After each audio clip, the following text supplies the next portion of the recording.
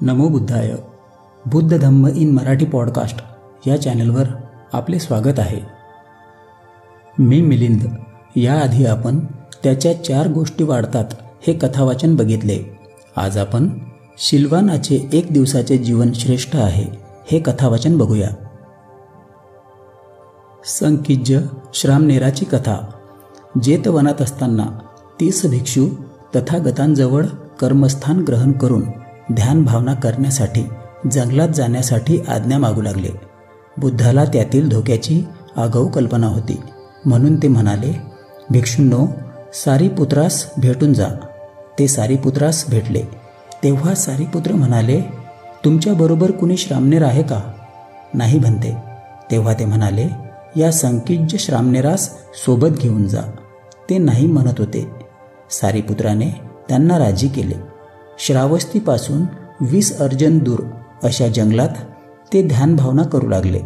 त्या जंगलात 500 चोर राहत होते. एके दिवशी चोर त्यांच्याकडे आले व म्हणाले, भन्ते, आम्हास एका भिक्षूची गरज आहे. त्याला नेऊन आम्ही त्याचा देवास बळी देऊ. यासाठी सर्वच भिक्षू तयार झालेत. त्यांना यापासून परावृत्त करून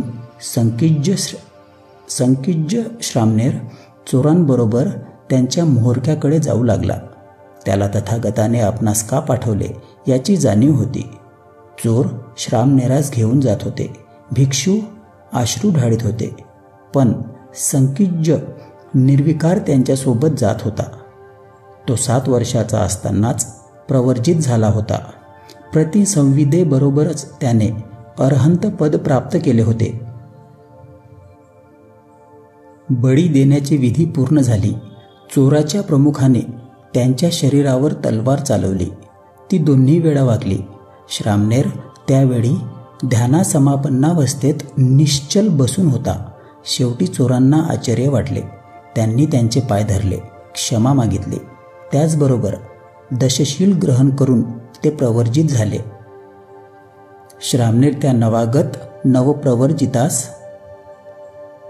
नवप्रवर्जितास घेऊन तथागताकडे आला.